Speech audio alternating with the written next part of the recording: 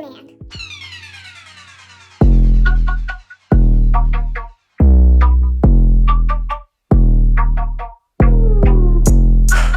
What's up, guys? Welcome back. We're back with another video. I got my handy dandy notebook, so you already know it's education time.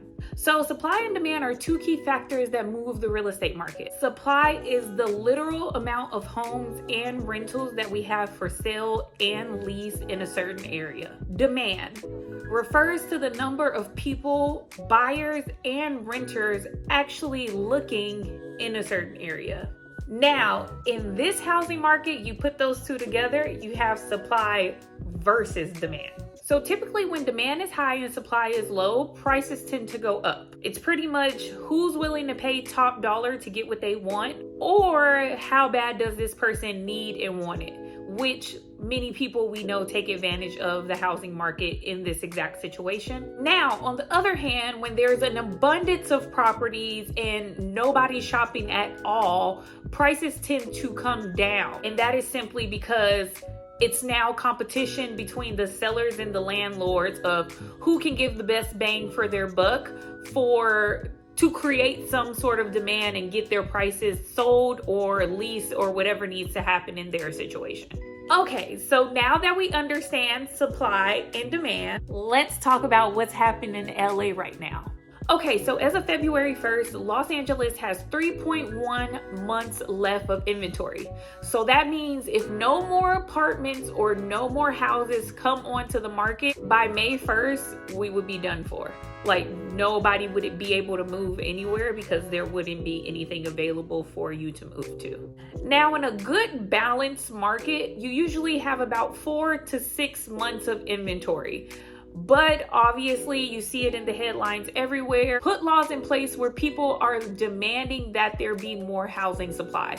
Like, you have all this property, you have all this land, knock some of these buildings down that aren't being used, and we need to create some more housing. They've taken it pretty much all the way to the government in order to force people, developers, builders, and everything to make these things happen. This is a true nightmare for LA right now, and I am so serious when I tell you this, because this is what is keeping the housing prices so high, and people who cannot buy because of the criteria needed to purchase.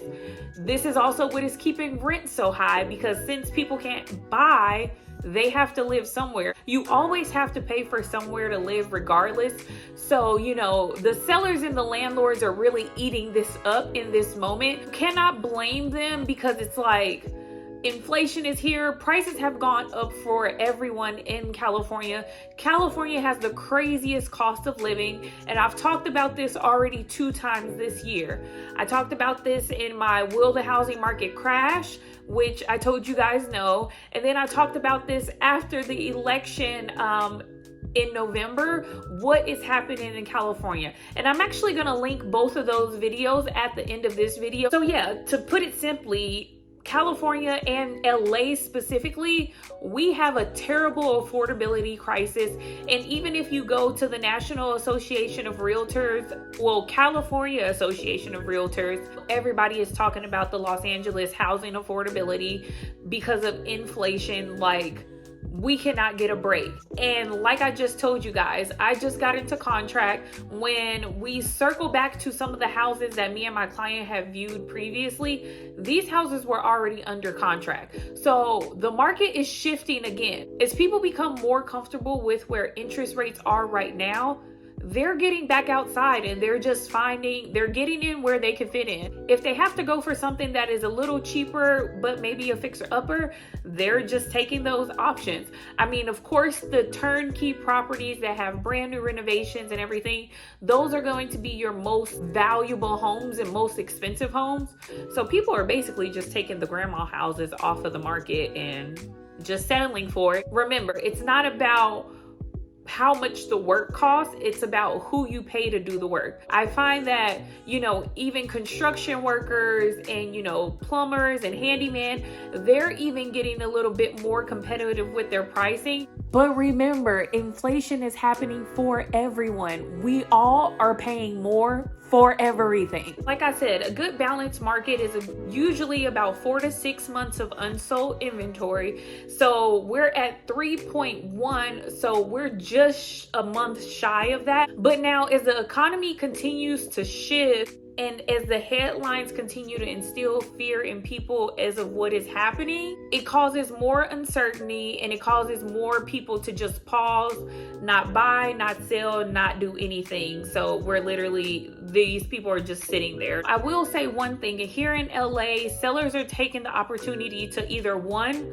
leave the state of California altogether, because on top of the housing and cost of living, we have a bunch of other issues going on, or they're just downsizing, you know, because hey, if your kids aren't in the house, you're an empty nester, or, you know, if you may be single or, you know, widow, people can no longer afford to live in a big house. As I said in my What Is Happening in California video, like, the state is eating the middle class up alive. Like, we are out here fighting for our lives every day. And these are the people who generally own the homes.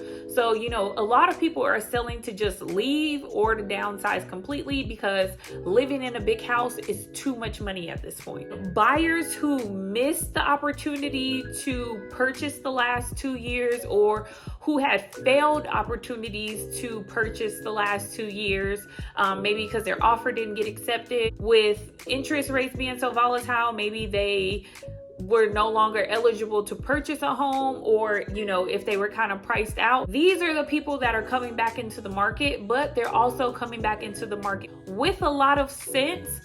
But remember, sellers are still not taking lowball offers, because they are the ones controlling the market. The landlords as well are controlling the market. Let's remember, sellers are being flexible, not dumb. You may not get a bunch of multiple offers. You may get one solid offer, and you may get one good offer that, you know, you just may need to counter back on some tweaking of the terms. But sellers are playing it smart, not dumb. I've seen many people try to come out here and lowball these people, and they just don't have to sell to you. They will just sit on the market and wait until somebody else comes around. I've seen houses that have been on the market between 50 and 90 days as of lately. Those houses are leaving now because they may have got one offer, but then somebody swooped in behind them and made them a reasonable offer. So it is still not the market of lowballing people. The sellers are still running the market, and the landlords are controlling the market, because people still have to move. People still need to upgrade. Everybody's families are growing. People are outgrowing the space. Alone, California is so tight, congested. People are just moving to the outskirts. Like, they just want to leave the metro area. And because we're dealing with a bunch of political issues, people are okay with leaving the city and state altogether. Like, bye. It's really been a nightmare, because we're in craziness as of the beginning of 2022 was absolute mayhem. But as we slowly got further into 22, interest rates spiked up. Some people just stopped. Sellers kind of got scared because they didn't want to sit on the market. They didn't know if their houses were going to sell. And, you know, the longer you sit on the market, people kind of, like, you know, become a little fearful of, like, what's wrong with the house. Prices have not dropped because there's still a lot of activity. Sellers are willing to help with closing costs, but prices are not coming down. Just because a seller offers $10,000 to $20,000, like, less than the asking price, you have to think about the overall bigger picture of that. That's really not a lot of money, like, off. I dare you that you cannot go offer a seller $100,000 less than asking price right now. They will chew you up and spit you out. Yes. Indeed. The market has really just plateaued, and prices are just flatlining. Like, they're not going up, they're not going down. I saw a Tom Ferry quote that said, when interest rates go up, they take the elevator, like shoot up. But when they come down, they take the stairs. So it's like step by step by step by step. But we are getting there. And I kid you not, if interest rates go any lower than they are right now, people are going to be hopping right back in that market, and we're all going to be fighting for our lives all over again. Literally, we're all between a rock and a hard place. And yeah, I kind of see the light at the end of the tunnel, maybe, I guess. But I just wanted to come give you that information because, like I said, the market is shifting again. And as we in the first quarter head into spring market, we are going to see what is going to happen. But you guys know I am going to always keep you posted. So if you find this video very informational and you want more, go ahead and subscribe to my video, because I do at least one of these a month where I come with a market update and all the madness that is happening in LA. So make sure you like, comment, and subscribe. And I will see you guys soon. I love you. Mwah.